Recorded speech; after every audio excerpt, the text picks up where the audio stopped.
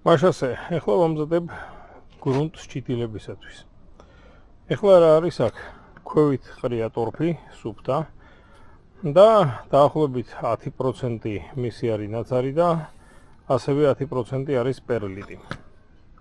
ეხლა ვისაც პერლიტის შოვნა პრობლემაა ვისთვისაც, ჩვეულებრივი ყვითელი ქვიშაც წავა.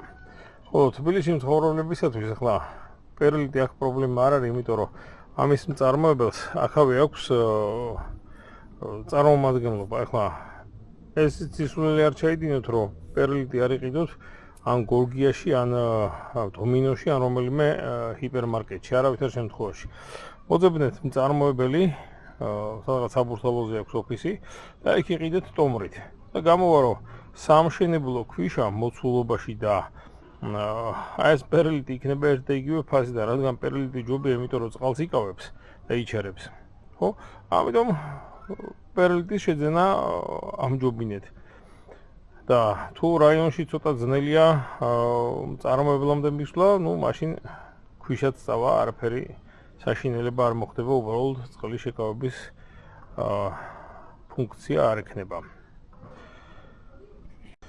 ეხლა მოვამზადოთ ტრიქოდერმის ხსნარი, იმისათვის რომ მოურწყათ შემდეგ გამზადებული ჭიქები, როდესაც ამას ჭიქებში ჩავყრე. ეხლა ეს დანაყოფებიანი ჭიქაა.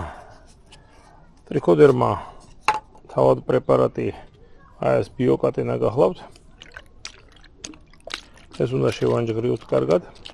შემდეგ ეს არის ლიტრა ნახევარი. და ტრიქოდერმა კი მზადდება 50 ჯერადი განზავებით. ამიტომ სადღაც აქ ავიღებ აი 30 მილilitrს აქვს ამას დანაყოფები და 30 მილilitrს გავხსნი ლიტრა ნახევარ წყალში. ეხლა ამას გავაკეთებ უბრალოდ ძალიან ხელით გადაღება და ეს არ გამოდის. მაშასე ხსნარი უკვე მოვამზადე, ანუ ლიტრა ნახევრიან ჭიქაში ჩავასხი, უფრო სწორად ეს ჭიქაც არ არის, უკვე ტოლშაა. ჩავასხი 30 მილილიტრი ბიოკატენა, ეს მისი განზავება ამ წარმოებლის მიერ რეკომენდირებული და ამით მოვწყავ იმ ჭიქებს, რომელშიდაც შემდეგ ამ გრუნტს ჩავყარე. ეხლა ეს რა თქმა უნდა არ არის სრულფასოვანი გრუნტი. აი მარტო ამით არ იქნება.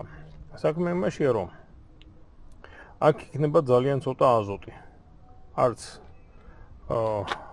ეს შეიცავს ნაცარი ტორფშიდაც ცოტაა და პერლიტი ხო საერთოდ სტერილური მასალაა, შეიძლება ითქვას. მაგრამ განვითარების პირველ ეტაპზე, სანამ ნამდვილ ფოთლებს გაიკეთებს, ჭეშმარიტ ფოთლებს, მცენარის ემბრიონს არ სჭირდება ცილა, როგორც ცილა რა არის უკაცრავად აზოტი. მას მერე შევაფრქვევთ ან დავამატებთ, როდესაც ის ცოტა წამოიზრდება. მანამდე კი ჯობია, რომ ფესვებმა ღარიბ ნიადაგში იმოძრავოს და უფრო აქტიურად განვითარდეს. ეს, რა თქმა უნდა, ფესვებისთვის და მერე მცენარისათვის ძალიან კარგია. ეს უკვე კარგად შერეულია, გაერთგვაროვნებულია და უკვე შეიძლება ჭიქებში ჩავყაროთ. ეხლა ჭიქებში რაიმეს დათესვამდე და ჩარგვამდე კიდევ რამდენიმე დღე გავა. ეს ძალიან კარგია, იმიტომ რომ ნაცარი ეხლა უკვე ჰაერთან კონტაქტშია, თან ეს ჰაეროვანი ფხვნილია და ნაცრის ტუტიანობა აი ამ დროს ჰაერთან კონტაქტის შედეგად შემცირდება. საქმე იმაშია, რომ კალციუა შორჯერ რომ არის ნაცარში, შენ ხარ ჩემი ბატონი, ჰაერთან ურთიერთქმედების შედეგად გარდაიქმნება კალცი CO3-მად. ხოდა ამის გამო მისი ტუტიანობა მცირდება, ანუ ისეთი ძლიერი ტუტი აღარ იქნება, რაც იყო. ეს რამდენიმე დღე მაგხრივად სასარგებლოა, შეიძლება ითქვას, მთელი ამ სისტემისათვის. ეხლა მე დავიწყებ ჭიქებში ჩაყრას. ესე იგი, ვისაც გახსოვთ, მე ვიყენებ 2 მაგ ჭიქებს.